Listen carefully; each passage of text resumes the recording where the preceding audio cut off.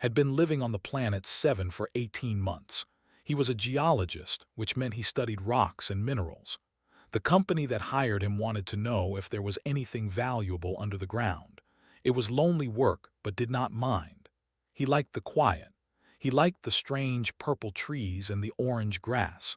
He liked being far away from the busy cities of Earth. But there was one thing about 7 that he did not like: the storms. They came without warning. One moment the sky would be clear and peaceful. The next moment it would turn black and angry. Rain would fall so hard that it hurt the skin. Lightning would crack across the clouds in colors that did not exist on Earth: purple, green, sometimes even pink. And the floods were the worst part. Was near the Amber Ridges that day, collecting samples from an old riverbed. His crawler vehicle was parked on high ground, just like the safety manual said. He always followed the rules. The rules kept people alive on alien worlds. He felt the first drops of rain on his helmet and looked up. His heart sank. The sky had turned the color of a bruise, dark purple and swollen with water. Lightning split the clouds, and the thunder that followed shook the ground under his boots. Started running toward his crawler. He had maybe 10 minutes before the dry canyon below him would become a river of death, maybe less. He was halfway to safety when he heard the sound. It was like nothing he had ever heard before. It was a scream, but not a human scream. It was deeper, wilder, filled with pain and fear. It made the hair on his neck stand up. It made something old and primitive in his brain tell him to run faster, to get away, to hide. But stopped. He turned around. He looked down into the canyon. The water had already started to rise. Brown and angry, it rushed between the canyon walls with terrible speed. And in that water, something was struggling to stay alive. Pulled out his binoculars and looked closer. His breath caught in his throat. It was Every human who came to this part of space learned about They were one of the most dangerous species in the galaxy. They looked like leopards from Earth, but much bigger, much stronger, much smarter. They walked on 4 legs but could stand on 2 when they wanted to use their hands. Their claws could cut through metal. Their teeth could crush bone. Their eyes could see in perfect darkness. And they hated outsiders. For 300 years they had refused to talk to any other species. They attacked anyone who entered their territory. The Galactic Union had declared their worlds off-limits. Stay away from the diplomats said. They do not want peace. They do not want trade. They want to be left alone. So what was one doing here on 7, drowning in a flood? Watched as the creature fought against the current. It was huge, easily 3 meters long, with fur that looked like bronze and shadow mixed together. But something was wrong with its back leg. It was caught on something under the water. Every time it tried to swim, it got pulled back down. The falls were 200 meters downstream. If the creature went over those falls, it would die. No question. Should have walked away. Every rule, every protocol, every survival instinct told him to walk away. They were dangerous. They had killed humans before. Helping one could start a diplomatic incident. And even if he did help, the creature would probably kill him the moment it reached shore.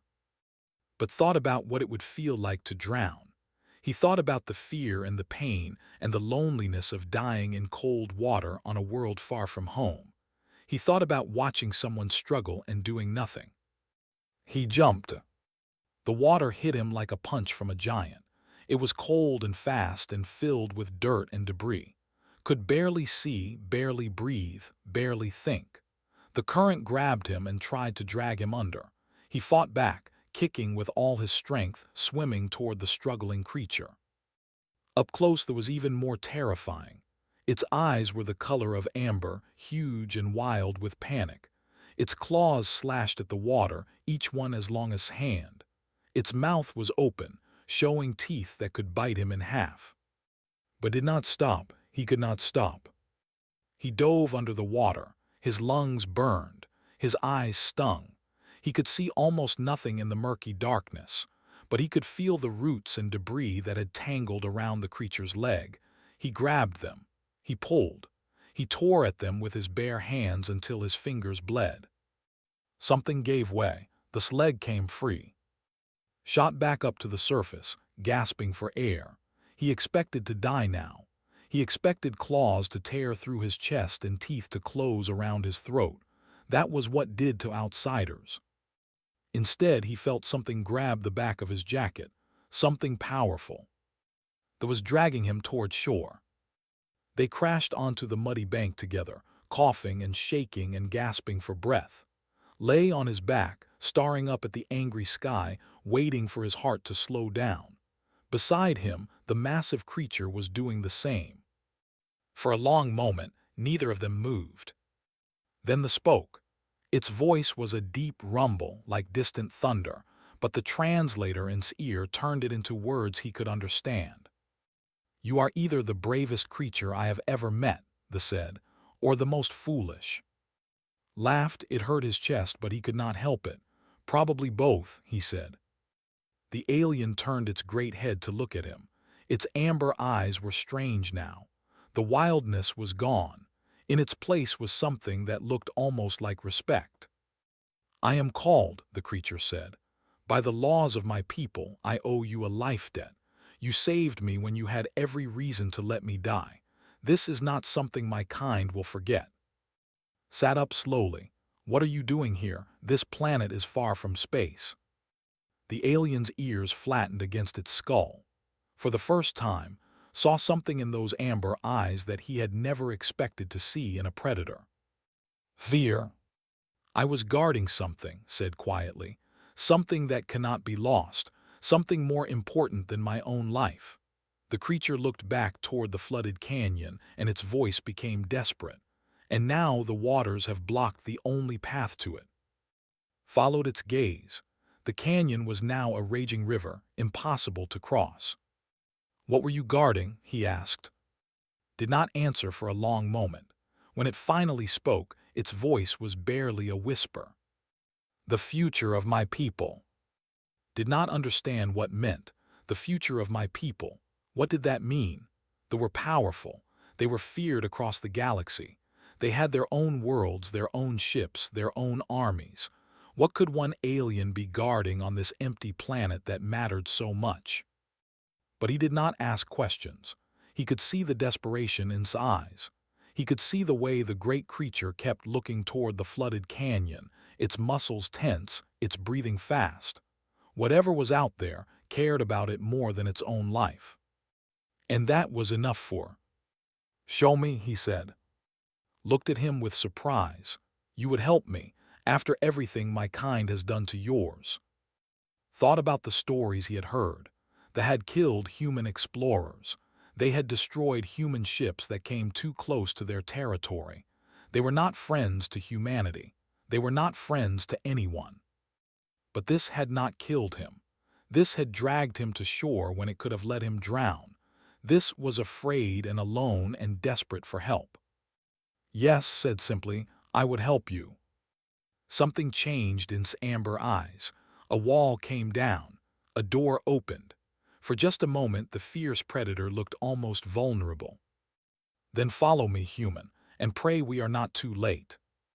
They moved through the jungle as fast as they could.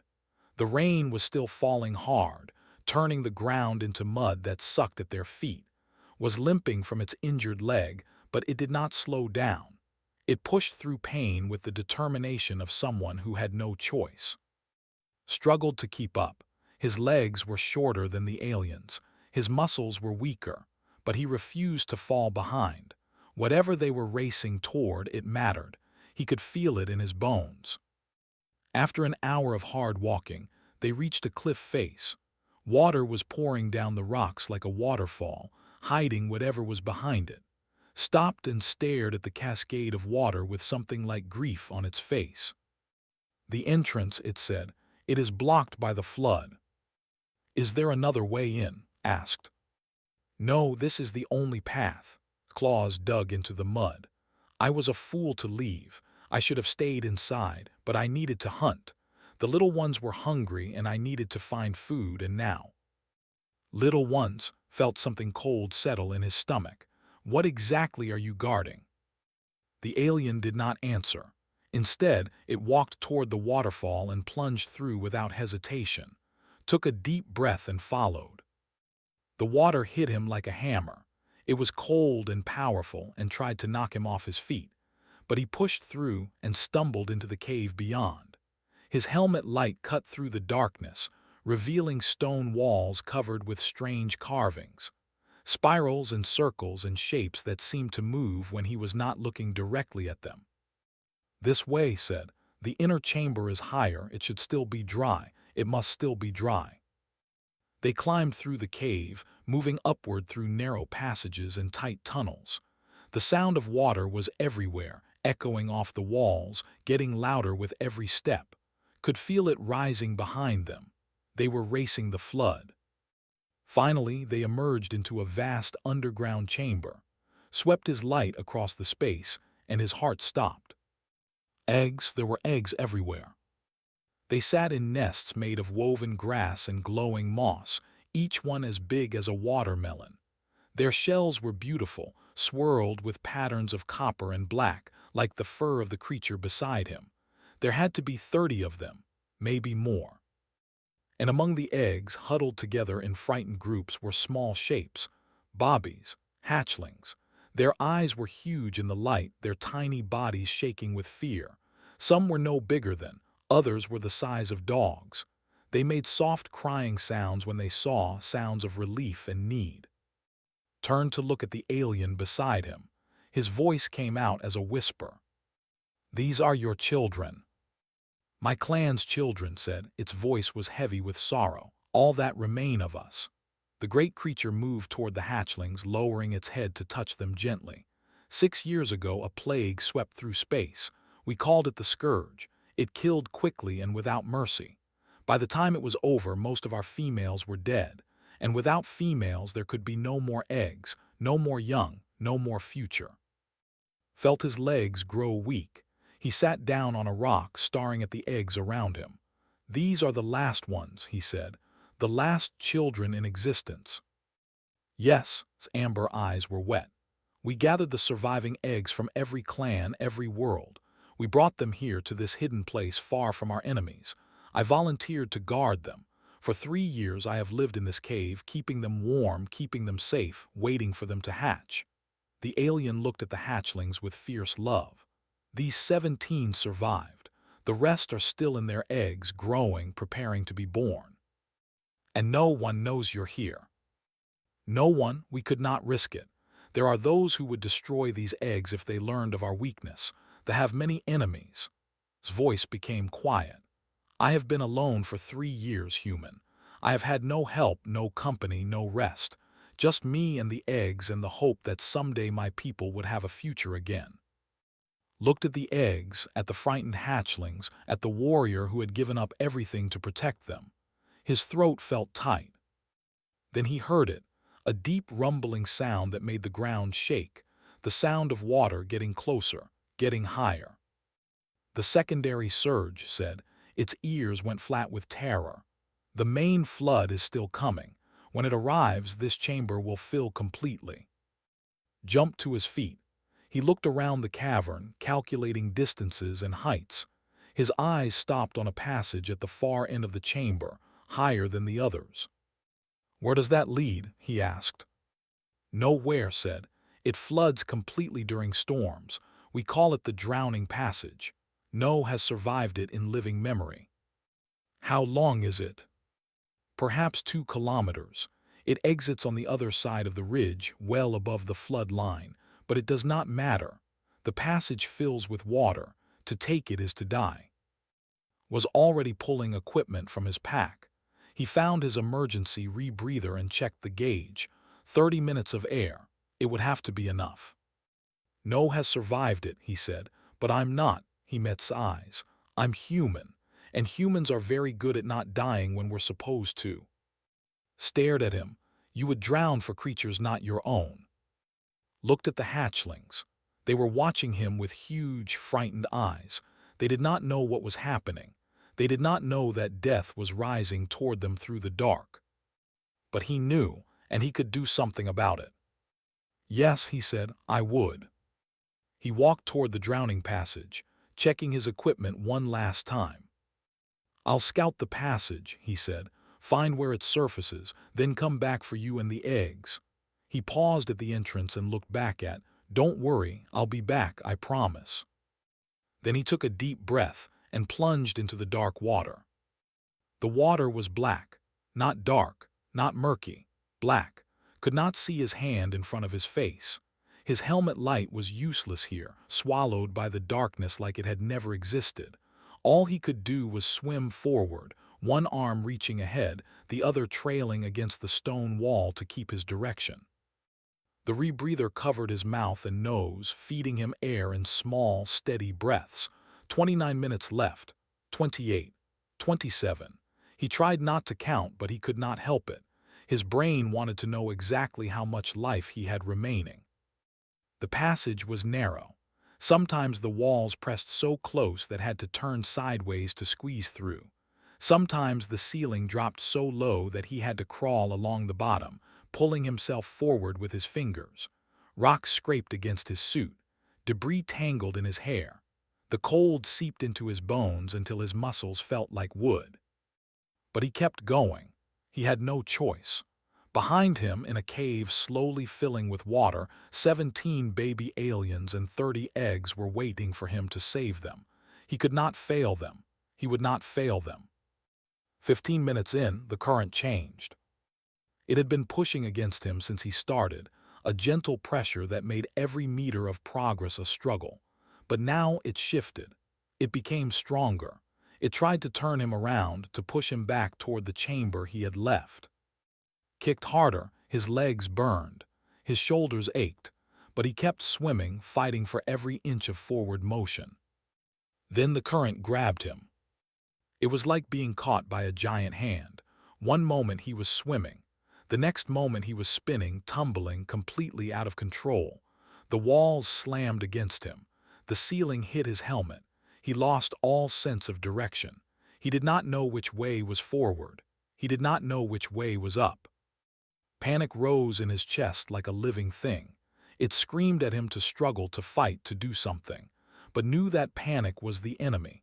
Panic killed divers. Panic killed swimmers. Panic killed anyone who forgot that the water did not care about fear. He forced himself to go still. He let his body relax. He waited. The current carried him forward. That was good. Forward was where he needed to go. He just had to trust the water to take him there. 3 long seconds passed. Then the current released him as suddenly as it had grabbed him. Was in calmer water again, battered and bruised but alive. 19 minutes of air left. He swam faster now. The passage was getting wider. The ceiling was getting higher. These were good signs. He had to be getting close to the exit. Something brushed against his leg. Froze, his heart slammed against his ribs. He was not alone in the water. Something was down here with him, something big enough to touch him as it passed. He waited, floating in the darkness, listening to the sound of his own breathing. 1 second, 2 seconds, 3. Nothing happened. Whatever had touched him was gone now, swimming away into the depths of the passage. Maybe it had been a fish. Maybe it had been a piece of debris. Maybe it had been something with teeth and claws and hunger. It did not matter. He could not stay here. He had to keep moving. 16 minutes of air. The passage began to slope upward. His heart jumped with hope. Upward meant air. Upward meant surface. Upward meant life. He swam harder than he had ever swum before. His arms felt like they were made of lead. His lungs felt like they were filled with fire. But he could see something ahead now. A faint glow. Gray light filtering down through the water. 12 minutes of air. Burst through the surface with a gasp that turned into a scream of triumph. He was alive. He had made it. He was floating in a pool at the base of a small cliff, and above him the sky was gray with rain, but beautiful, so beautiful because it meant he was not dead. He pulled himself onto the rocks and lay there for a long moment, breathing, just breathing, feeling the air fill his lungs and the rain fall on his face. He wanted to rest. He wanted to close his eyes and sleep for 100 years. But he could not. The eggs were still back there. The hatchlings were still waiting, was still alone in a cave that was filling with water. Checked his rebreather. 8 minutes of air used. 22 minutes remaining. It would have to be enough for the return trip. He stood up on shaking legs and looked around. The exit was well above the flood line, just as had said. This was the safe zone. This was where they needed to bring the eggs. But how? The passage was 2 kilometers long. He could not carry 30 eggs by himself. He could not make 30 trips. There was not enough time. There was not enough air. Then an idea came to him. A crazy idea. A desperate idea. But it was the only chance they had. Pulled the emergency thermal blankets from his pack. They were thin and light, designed to keep stranded astronauts warm until rescue arrived. But they were also waterproof, and they were strong. He started tearing them into strips, tying them together, creating makeshift slings. If he could carry 4 eggs at a time, secured against his chest, he could make the trip in 8 journeys. Maybe 9 with the hatchlings. It would take everything he had. It might take more than he had, but he had to try. Took one last deep breath of open air. Then he dove back into the dark water and started swimming toward the hidden chamber. The return trip was faster. He knew the path now. He knew where the current would grab him and where the rocks would try to cut him. He swam with purpose, with desperation, with the kind of determination that only comes when lives depend on you. 20 minutes later, he burst back into the egg chamber. Was waiting for him, standing guard over the hatchlings with its claws extended and its teeth bared, ready to fight the flood itself if that was what it took. When the alien saw, its fierce expression crumbled into something like disbelief. "You came back," said. "I thought you were dead. I thought you had drowned and I would never see you again. I told you I'd be back." Was already moving toward the eggs, pulling out his makeshift slings. "The passage works. It's tight and there's a bad current in the middle, but I can swim it. I can carry the eggs." How many trips? Did the math in his head. 30 eggs, 17 hatchlings, 4 or 5 items per trip, accounting for the size of the hatchlings. At least 9, maybe 10. The water was up to their ankles now, rising faster. "We don't have time for 10 trips, said. Its voice was hollow with despair. "Then we'll make time." Grabbed the first 4 eggs, securing them carefully in the slings. "I'm a human, we're stubborn. We don't know when to quit, and I am not going to let these children die." He walked toward the drowning passage. Eggs pressed against his chest like they were the most precious things in the universe. Because they were. "Start bringing the eggs to the water's edge," he called back over his shoulder. "And keep the hatchlings calm. I'll be back soon." Then he plunged into the darkness once more. The first trip was the easiest. Swam through the dark passage with 4 eggs strapped to his chest, their shells smooth and warm against his body. He moved carefully, protecting them from the rocks, shielding them from the current. When he reached the surface on the other side, he climbed onto the rocks and placed each egg in a safe spot, covering them with the remaining thermal blankets to keep them warm. Then he dove back in. The second trip was harder. His arms were tired. His legs were heavy. The cold was starting to creep deeper into his muscles, making them stiff and slow. But he swam on, delivering 4 more eggs to safety. The third trip was when things started to go wrong. The water level in the main chamber had risen to knee-height, was wading through it, gathering eggs and hatchlings onto a high rock shelf, trying to keep them above the flood. The alien's amber eyes were wild with fear and hope, watching come and go like a miracle that could not quite be believed. Grabbed 4 more eggs and started swimming, but this time his fingers would not grip properly. They were numb from the cold, clumsy, and weak. He dropped an egg halfway through the passage.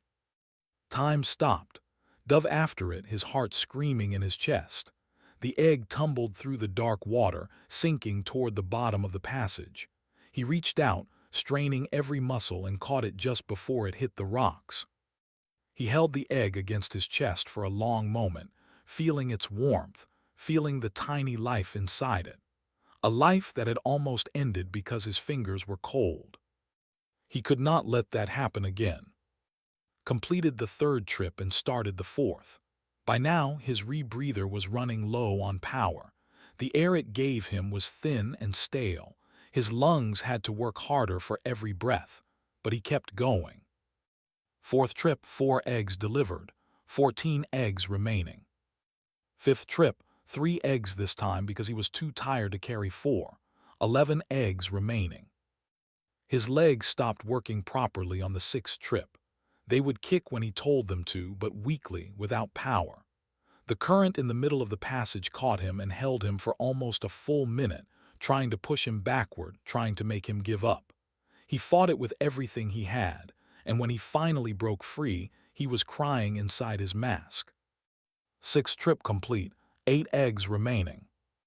The water in the main chamber was chest-high now, had climbed onto the rock shelf with the hatchlings, holding them above the flood, keeping them calm with low, rumbling sounds that might have been songs. The remaining eggs floated in the water, held in place by woven grass nets that the alien had created. Grabbed 4 eggs. He did not trust himself to hold them anymore, so he tied them to his body with strips of blanket. If he dropped them now, he would drop himself too. 7th trip, the longest yet.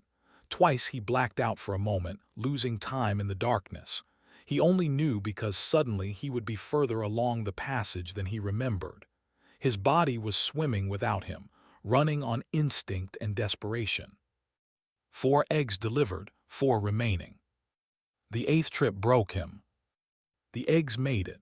All 4 of them delivered safely to the surface, placed carefully on the rocks with their brothers and sisters, but could barely climb out of the water. His arms would not push. His legs would not lift. He lay on the rocks like a dead thing, gasping for air, watching the rain fall from a sky that seemed very far away. He could not do another trip. His body was finished, empty, used up. But the hatchlings were still back there. 17 baby aliens huddled on a rock that would soon be underwater, waiting for him, trusting him. Closed his eyes, he thought about giving up. It would be so easy, just lie here, just rest. Someone else would save them, someone would come. But no one else was coming. There was only him. There had only ever been him. He opened his eyes. Getting back into the water was the hardest thing he had ever done. His body screamed at him. His muscles refused to move, but he made them move anyway. He forced himself off the rocks. He forced himself into the cold, black water. He forced himself to swim. The return trip took forever. He lost track of time. He lost track of space.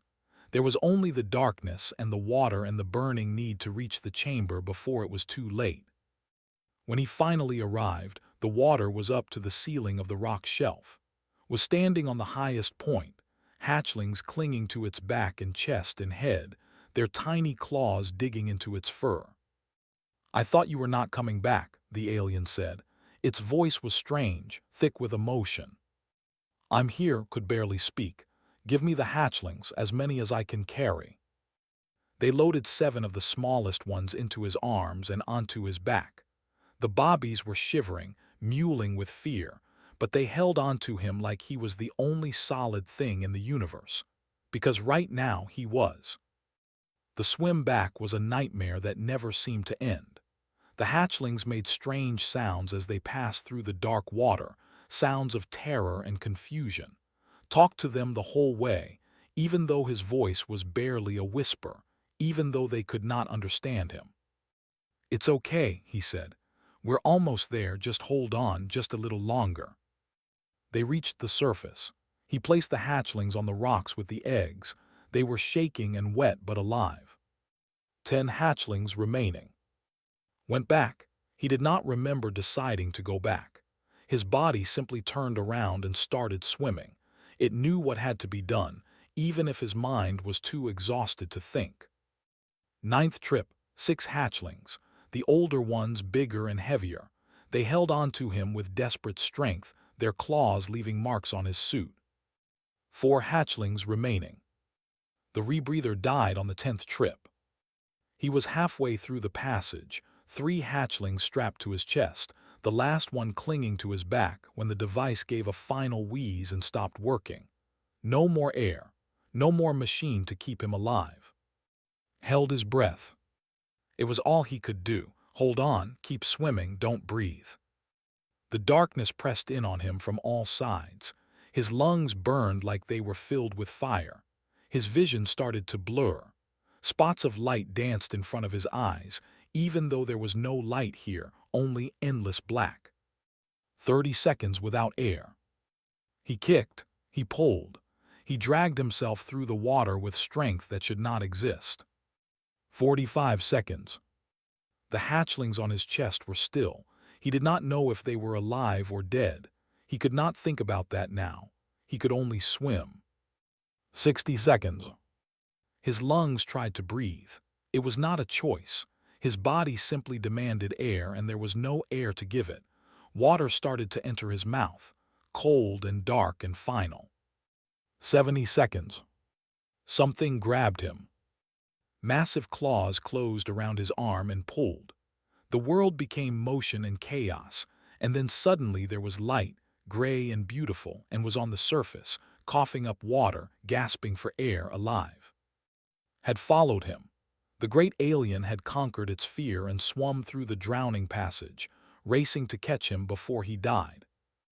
They lay on the rocks together, surrounded by eggs and hatchlings, breathing the rain-filled air like it was the most precious thing in existence. Because it was. "You stopped breathing," said. Its voice was broken. "I thought I had lost you." Tried to laugh. It came out as a cough. "Still here," he said. "Humans are stubborn like that." The hatchlings crowded around him, pressing their small bodies against his for warmth. The eggs sat in neat rows behind them, safe and protected. All of them. Every single one. Closed his eyes and let the exhaustion take him. He had done it. Against all odds, against all logic, against everything that said it was impossible, he had done it. The future of the people was safe. Woke up 3 days later in a hospital bed on the orbital station above 7. His body ached in places he did not know could ache. His hands were wrapped in bandages. His lungs felt like they had been scrubbed with sandpaper. But he was alive. Somehow, impossibly, he was alive. The first thing he saw when he opened his eyes was the great alien was sitting beside his bed, watching him with those amber eyes. It looked different now. Cleaner. Its wounds had been treated. Its fur had been groomed. But the expression on its face was the same one remembered from the cave. Fierce, protective, grateful. "You have been sleeping for a long time," human said. "The doctors were worried. I was worried." Tried to sit up. Pain shot through his chest and he fell back against the pillows. "The eggs," he said. "The hatchlings, are they all alive, all healthy?" Something that might have been a smile crossed the alien's face. "They ask about you constantly. The little ones want to know when the brave swimming creature will come to visit them." Relief flooded through his body, warm and sweet. He closed his eyes and let out a long breath. "Good," he said. "That's good." For a moment, neither of them spoke. The machines beside the bed beeped quietly. The lights hummed overhead. Outside the window, the stars burned in the endless dark. "I sent a message to my people," said finally. "I told them what happened, what you did. The elders did not believe me at first. They said no outsider would risk death for children. They said it must be a trick, a trap, a lie." "What changed their minds?"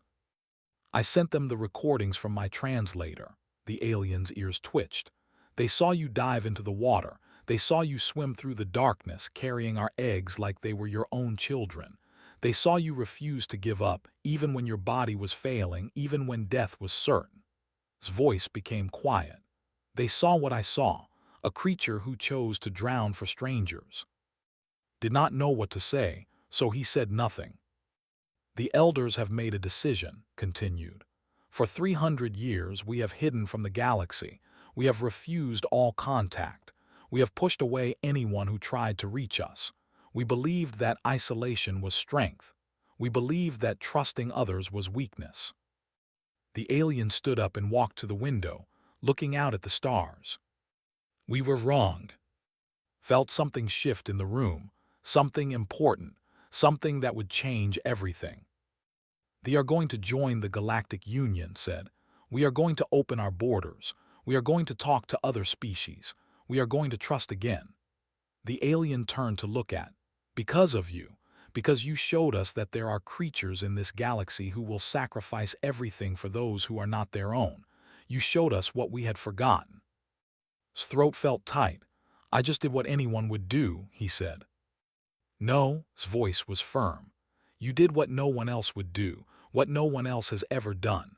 Do not make your actions small. What you did was extraordinary. The alien walked back to the bed and knelt beside it, bringing its great head level with its eyes. My people owe you a debt that can never be repaid, said, but we will spend the rest of our days trying. From this moment forward, we will stand with humanity. We will fight beside you. We will build beside you. We will raise our young together. A rumbling purr started in the alien's chest. You are no longer a stranger to us. You are family. 6 months later, stood in the great chamber of the Galactic Council, watching history unfold. The delegation had arrived that morning. 20 of the great predators, each one larger and more impressive than the last, walked into the chamber with their heads held high. At their front was, wearing the ceremonial armor of a clan leader. Behind them, in a protected carrier, were 3 of the hatchlings.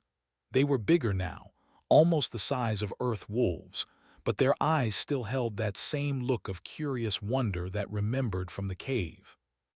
The chamber was silent. Every species in the Union had sent representatives. Every eye was watching. This was the moment that would define the future of 100 worlds. Stepped forward and spoke. For 300 years my people have been alone. We closed our doors. We raised our walls. We believed that strength meant needing no one. We were wrong. The alien's amber eyes found in the crowd. 6 months ago, a human saved our children. He did not know us. He had no reason to help us. By all logic, he should have let us die, but he did not. He chose to drown for creatures not his own. He chose to suffer for strangers. He chose to be better than survival demanded. His voice filled the chamber, strong and clear. This is what we have learned from humanity. Not their weapons, not their ships, not their technology. We have learned that true strength is not found in claws or teeth. True strength is found in sacrifice. True strength is found in love for those who are not your own. The alien raised one massive claw and pointed at. That human taught us what we had forgotten, and so they have come to stand beside humanity, not as allies of convenience, not as partners in trade, but as family, bonded by blood and sacrifice and a debt that can never be repaid. The chamber erupted. Delegates were on their feet, shouting, cheering, making sounds of amazement and disbelief. For 300 years there had been the untouchables, the unknowables, the fierce predators who trusted no one. Now they stood in the heart of the Union, asking to belong. In the years that followed, the galaxy would learn just how powerful that bond had become. When humanity faced threats, they were beside them. When they needed help, humanity answered. They built colonies together. They raised children together. They became more than allies. They became one people. And on the new, in the center of the capital city, there stood a statue. It showed a human man swimming through darkness, eggs cradled against his chest. Above him, a great spotted guardian watched over him, ready to catch him if he fell. The plaque at the base was simple, just 3 words. He jumped anyway. Lived for many more years, long enough to see it grow up, long enough to watch the eggs from that cave become strong warriors and wise leaders, long enough to know that the future was safe. And when the little ones asked why their ancestor had given a life debt to an alien, why they had left isolation to follow humanity into the stars, would settle down with a deep, rumbling purr and tell them the story. Because, the old warrior would say, when the universe asked him what a human life was worth, he answered, less than a stranger's children. The hatchlings would listen with wide eyes, pressing close to their ancestors' warm fur. And that, little ones, is why we follow them to the stars. That is why we call them family, because humans do not calculate the cost of kindness. They simply give it, freely, completely, even to those who do not deserve it. Would look up at the sky, where human ships and ships flew side by side, partners in an alliance that would last for 10,000 years. He jumped anyway, the old warrior would whisper, and he changed everything. The end.